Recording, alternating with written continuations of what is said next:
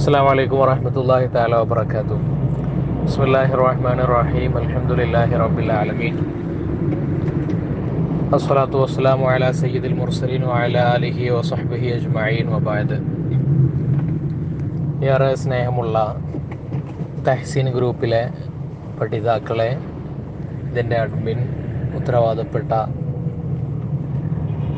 ഇതിൻ്റെ മേൽനോട്ടം വഹിക്കുന്ന പ്രിയപ്പെട്ട പണ്ഡിതന്മാരെ, അല്ലാഹു സുബ്ഹാനഹു വ തആല ഈ സംരംഭത്തെ അവൻ്റെ അടുക്കൽ പൊരുത്തമുള്ള ഒരു അമലായി നമ്മളിൽ നിന്ന് സ്വീകരിച്ച് ഖബൂൽ ചെയ്ത് നമ്മളെ അതിൻ്റെ പ്രതിഫലം നമുക്ക് നമ്മുടെ മീസാനിൽ കനം തൂങ്ങുന്ന ഒരു അമലാക്കി അല്ലാഹു ഈ അമലിനെ മാറ്റിത്തരട്ടെ.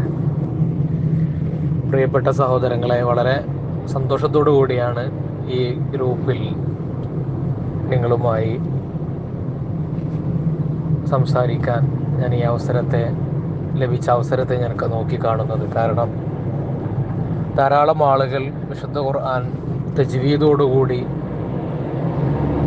ഓതാൻ പഠിക്കാൻ മുന്നോട്ട് വന്നു എന്നത് ഏറെ സന്തോഷകരമായൊരു കാര്യമാണ് എന്നതിനേക്കാൾ ഉപരി നമ്മുടെ സമുദായത്തിൽപ്പെട്ട ആളുകൾ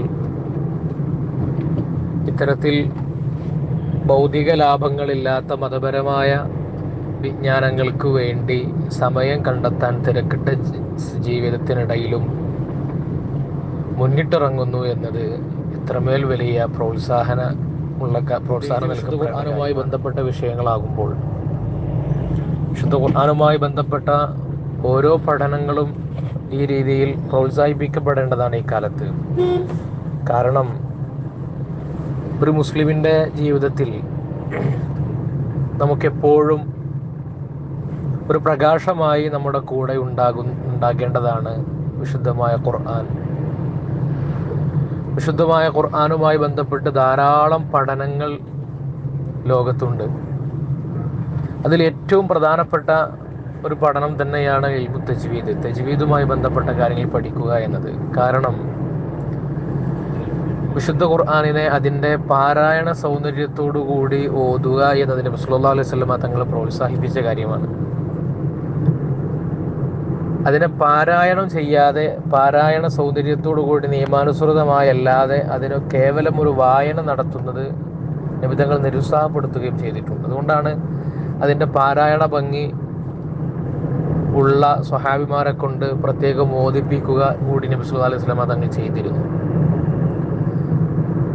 അതിൻ്റെ നിയമങ്ങളനുസരിച്ച് പാരായണ ഭംഗിയോടുകൂടി നമ്മൾ വിശുദ്ധ ഖുർആനെ തിലാവ ചെയ്യുമ്പോൾ, അതിനെ ഓതുമ്പോൾ, അത് നമ്മുടെ ഹൃദയത്തിലേക്ക് പ്രകാശങ്ങളായിട്ട് പതിയുമെന്ന കാര്യത്തിൽ തർക്കമില്ല. നിങ്ങൾക്ക് തന്നെ അറിയുണ്ടാവും, ലോക പ്രശസ്തരായ ഖാരികളുടെ ഖിറാഅത്തുകൾ ഇങ്ങനെ നമ്മൾ കേൾക്കുമ്പോൾ നമ്മളറിയാതെ നമ്മൾ അതിലിങ്ങനെ ലയിച്ചു പോവുകയാണ്. അവരോതുന്ന അതേ ഖുർആൻ തന്നെയാണ് നമ്മളും ഓതുന്നത്.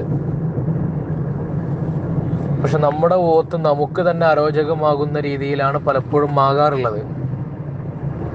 പാരായണത്തിൽ പോലും ഖുർആനിൻ്റെ അമാനുഷികതയെ ദ്യോതിപ്പിക്കാൻ കഴിയുന്ന ഒരു അപൂർവത വിശുദ്ധ ഖുർആന് മാത്രം അവകാശപ്പെട്ടതാണ്.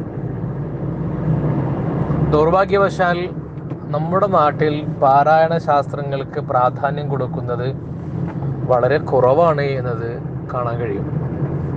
മറ്റു രാജ്യങ്ങളിലൊക്കെ, മറ്റു പലയിടങ്ങളിലും, ഇന്ത്യയിൽ തന്നെ വിവിധ മറ്റു ഉത്തരേന്ത്യൻ സംസ്ഥാനങ്ങളിലൊക്കെ ഏറെ പ്രതീക്ഷയോടെ, ഏറെ സന്തോഷത്തോടു കൂടിയാണ് പലപ്പോഴും ഈ തജ്വീദിന്റെ പഠനങ്ങൾ നമ്മൾ കാണുന്നത്. കാരണം മനോഹരമായിട്ട് ഖുർആൻ പാരായണം ചെയ്യുന്ന ആളുകളെ കാണാൻ കഴിയും. ഇപ്പോൾ അന്യസംസ്ഥാന തൊഴിലാളികളൊക്കെ നമ്മുടെ നാട്ടിൽ വരാറുണ്ടല്ലോ. ഈ അന്യസംസ്ഥാന തൊഴിലാളികൾ നമ്മുടെ നാട്ടിലേക്ക് വരുമ്പോൾ അതിൽ പല ആളുടെയും ഖിറാഅത്തുകൾ എത്ര മനോഹരമായിരിക്കും. വിദേശ രാജ്യങ്ങളിൽ ജോലി ചെയ്യുന്ന ഉത്തരേന്ത്യയിലെയും ബംഗ്ലാദേശിലെയും ഒക്കെ ചെറുപ്പക്കാരുടെ ഖുർആൻ പാരായണത്തിൻ്റെ സൗന്ദര്യം കണ്ട് അറബ് ലോകത്ത് പള്ളികളിൽ അവർക്ക് ഇമാമത്തിന് അവസരം കൊടുത്ത, ഇമാമത്ത് ജോലി നൽകിയ വാർത്തകൾ നമ്മൾ കാണാറുണ്ട്. പക്ഷെ ഇങ്ങനെയൊക്കെയാണെങ്കിലും നമ്മുടെ നാട്ടിൽ പലപ്പോഴും ഈ തജ്വീദിൻ്റെ പഠനത്തിന് പ്രാധാന്യം കുറഞ്ഞു വരുന്നുണ്ടോ എന്ന് സംശയിക്കേണ്ടിയിരിക്കുന്നു. അത്തരമൊരു ഘട്ടത്തിലാണ് തഹ്സീൻ എന്ന ഈ പദ്ധതിയിലൂടെ വിശുദ്ധ ഖുർആന്റെ പാരായണ ശാസ്ത്രം പഠിക്കുവാനും അതനുസരിച്ച് ഖുർആൻ പാരായണം ചെയ്യാനുള്ള ഒരു സംഘത്തെ വാർത്തെടുക്കുവാൻ ഇവിടെ മുന്നോട്ട് വന്നിരിക്കുന്നു. അല്ലാഹു സുബ്ഹാനഹു വ തആല അതിനെ പൂർണ്ണാർത്ഥത്തിൽ വിജയിപ്പിക്കട്ടെ എന്ന് ആത്മാർത്ഥമായി ദുആ ചെയ്യുകയാണ്.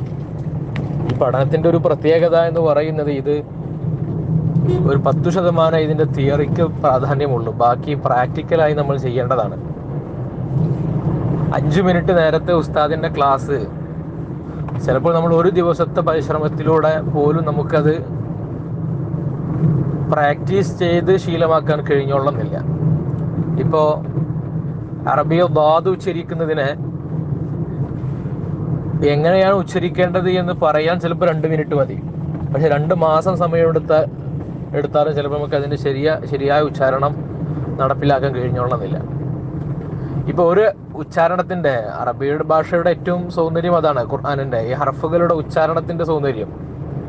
ഈ ഉച്ചാരണത്തിൻ്റെ നിയമങ്ങൾ, ഓരോ വാക്കുകളുടെയും ഓരോ അക്ഷരങ്ങളുടെ ഉച്ചാരണത്തിൻ്റെ സൗന്ദര്യങ്ങൾ നമുക്ക് സ്വന്തമായി ആ അക്ഷരം തനിയെ പറയാൻ കഴിഞ്ഞാലും നമ്മൾ ഒന്നിച്ച് ആയത്തുകളിലൂടെ അതിനെ ഓതുമ്പോൾ ഒന്നിച്ച് എല്ലാ നിയമങ്ങളെയും കൊണ്ടുവരാൻ കഴിയണമെങ്കിൽ വളരെ ശ്രമകരമായ അധ്വാനം നമ്മുടെ ഭാഗത്ത് നിന്നുണ്ടാകണം.